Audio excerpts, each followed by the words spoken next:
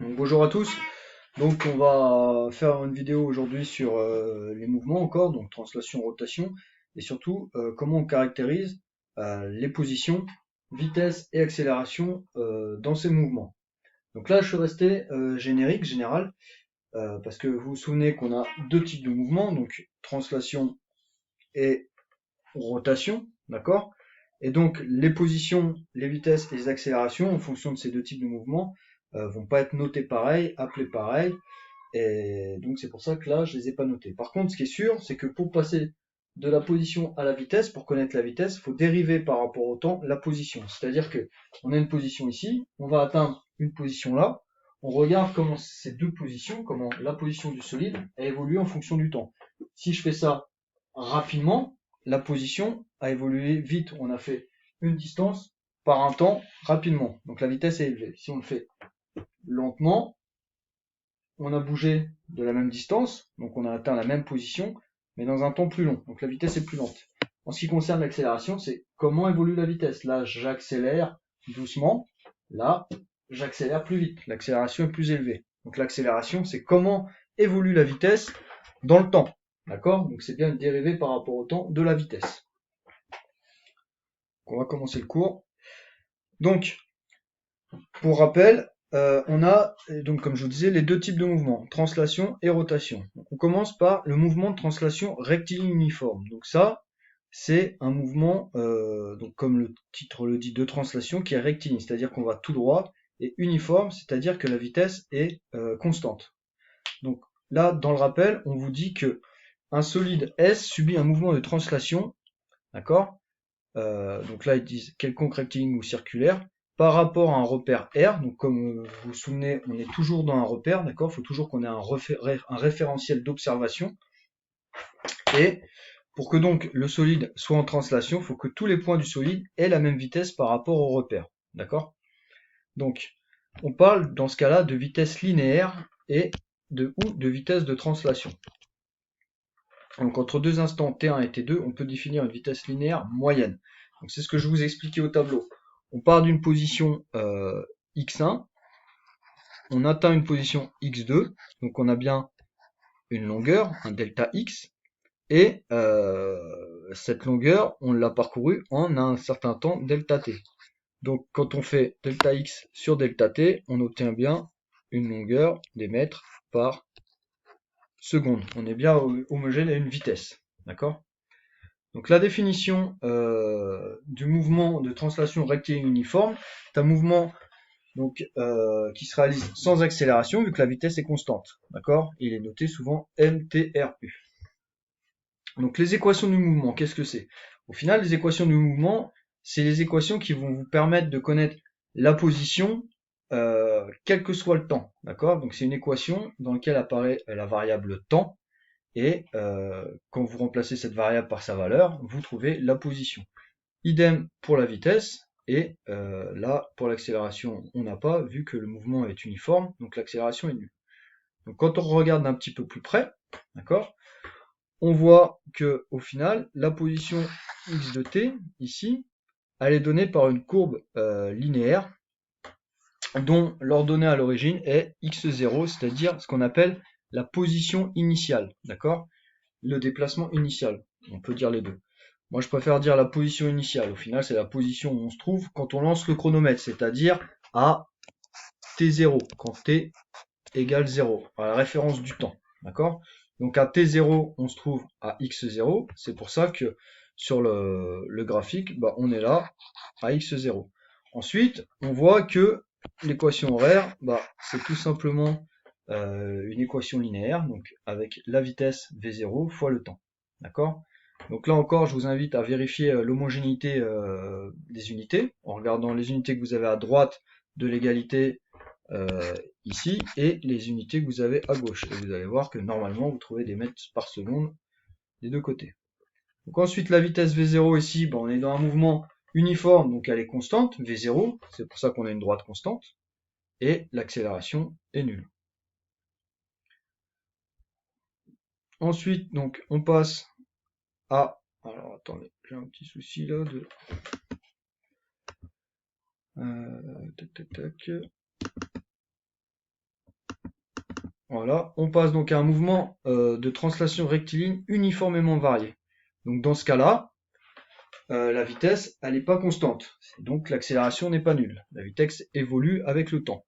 Donc ce type de mouvement sert de modèle à de nombreuses études simplifiées. Pour ces mouvements, l'accélération reste constante autour du temps. Il est souvent noté MTRUV, donc mouvement de translation rectiligne uniformément varié. Donc, concernant les équations de mouvement, on reprend donc les mêmes notations, donc T0 pour l'instant initial, X0 pour le déplacement ou la position initiale, A0 l'accélération initiale qui elle restera constante, d'accord, vu que c'est uniformément varié, donc quand on entend uniforme c'est que c'est constant, et V0 la vitesse initiale, d'accord, qui elle par contre va évoluer. Et ensuite xt, x de t, donc le déplacement en mètres, ou la position, si on prend la référence 0, à un instant t. Donc on voit que les équations horaires ne sont pas les mêmes, du coup, par rapport à un mouvement uniformément, un mouvement rectiligne uniforme. On voit que du coup on se retrouve avec une parabole, ici une branche de parabole, donc on voit que la position, d'accord, du solide, elle évolue, mais de plus en plus vite. Pourquoi? Tout simplement parce que la vitesse, elle, a grandi. Donc forcément, la distance parcourue se fait de plus en plus rapidement, vu que la vitesse évolue. Et l'accélération, elle est constante, donc on a ici une droite. D'accord? Là encore, je vous invite à vérifier l'homogénéité des équations. Ensuite, on passe donc au mouvement de rotation. Donc là, on voit que la position, je reviens quand même là-dessus, la position du solide, elle est donnée par x de t, d'accord? Qui est x de t, c'est en mètres. D'accord? On se déplace le long d'un axe. Si on prend un repère x, y et z, d'accord? X, y et z. Pour la translation, vous vous souvenez, on se déplace le long des axes. D'accord? Donc, la position, c'est soit du x de t, soit du y de t, soit du z de t. D'accord? Pour la rotation, c'est différent.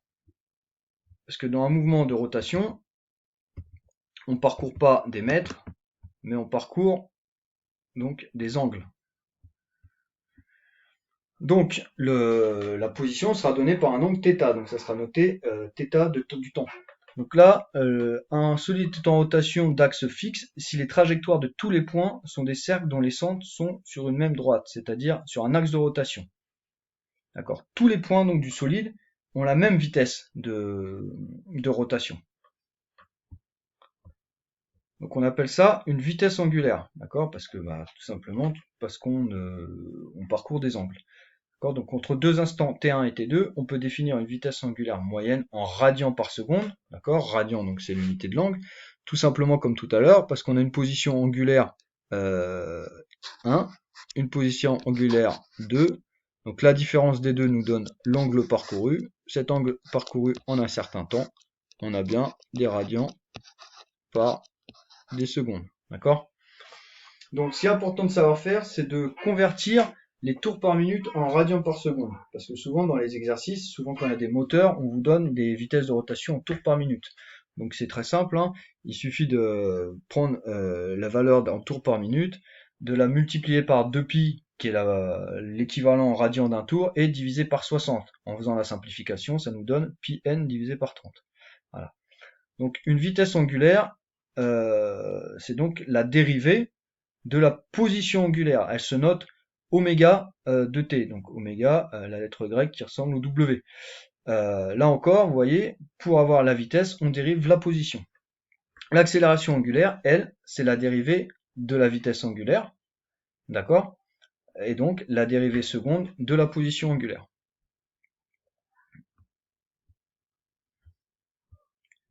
Donc comme ils disent, on remarque l'analogie avec l'étude du mouvement en translation rectiligne, d'accord?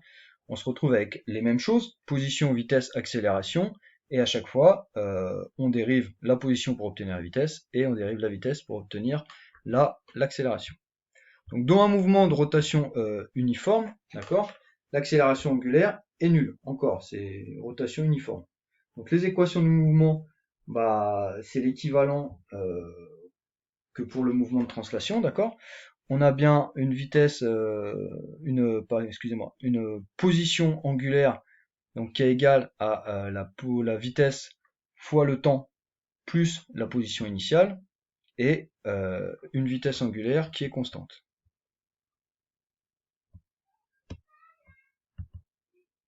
Je change de page. Voilà. Pour un mouvement de rotation uniformément varié, donc on a une vitesse qui évolue, donc une accélération constante, donc les équations du mouvement, et ben ça redevient comme pour une vitesse linéaire. On se retrouve avec une demi-parabole au niveau de une forme de parabole au niveau de la position, et on a une vitesse qui croît linéairement avec le temps. D'accord? Voilà. Alors ce qui est important, c'est de relier, ça c'est vraiment un point très important, c'est de relier la vitesse, de comprendre que quand un solide est en rotation, ces points, sont aussi en translation. D'accord? Ils ont une vitesse de translation à un instant t. Cette vitesse, elle change tout le temps de direction. Alors je reprends la main, vite fait. Rappelez-vous quand vous étiez enfant, que vous montiez sur un tourniquet, quand vous mettez au milieu du tourniquet, vous avez beaucoup moins envie de vomir que vous mettez sur le bord. Tout simplement parce que vous subissez pas, vous n'avez pas la même vitesse.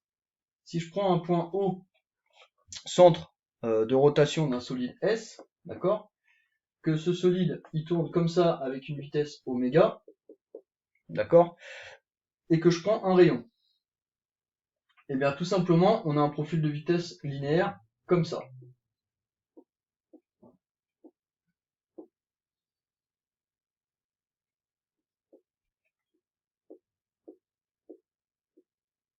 D'accord?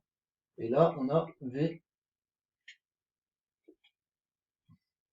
de I de T, avec I qui va de 0 à 1, 2, 3, 4, 5 et 6. I de 1, de 0 à 6. C'est-à-dire que chaque point nommé 0, 1, 2, 3, 4, 5, 6, là, il a une vitesse de translation différente. D'accord? Et à mesure où on s'éloigne du centre, cette vitesse de translation augmente. Donc tous les points ont la même vitesse oméga t. Par contre, ils n'ont pas la même vitesse linéaire, la même vitesse de translation à l'instant t donné. D'accord? Vous vous doutez bien qu'à chaque fois, à chaque instant t, d'accord, à chaque incrément de temps, ça tourne. Donc les vitesses changent de direction. Ok? Donc ça, on va le voir là. Alors, je remets le... Hop. Donc vous voyez là, il est nécessaire donc de s'intéresser au point M appartenant à un solide en rotation. Donc vitesse d'un point, la vitesse V, donc la vitesse V, c'est bien la vitesse V de translation, la vitesse linéaire, du point M se modélise par un vecteur V de M SR. Donc c'est le vecteur que vous voyez ici, ok, et qui est tracé là. Donc ce dernier est toujours tangent à la trajectoire du point M, c'est-à-dire que là, la trajectoire du point M, c'est un cercle de centre O et de rayon OM, d'accord, bah, la vitesse du point M elle est toujours tangente à la trajectoire. Là pour P, la trajectoire de P c'est un cercle, d'accord, de centre O et de rayon OP, et bah la vitesse du point P elle est tangente à la trajectoire. C'est toujours comme ça. Et pour connaître la valeur de cette vitesse, et bah on fait la vitesse de rotation donc oméga, d'accord, vitesse de rotation du solide, donc N, P et M ont cette même vitesse de rotation oméga, multiplié par le rayon R. Donc, pour N, le rayon, c'est ON, d'accord, la norme de ON. Pour P, le rayon, c'est la norme de OP,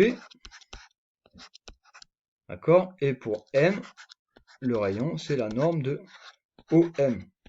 Donc, vous voyez que oméga, là, c'est constant. Alors, attendez. Oméga, c'est constant. Par contre, R, lui, il évolue à mesure qu'on s'éloigne. D'accord? Donc, c'est ce qu'il vous dit ici. Puisque oméga t a la même valeur pour tous les points du solide, la vitesse linéaire V de M appartenant au solide S par rapport à R, bien sûr, vu que la vitesse est toujours par rapport à un repère, varie linéairement avec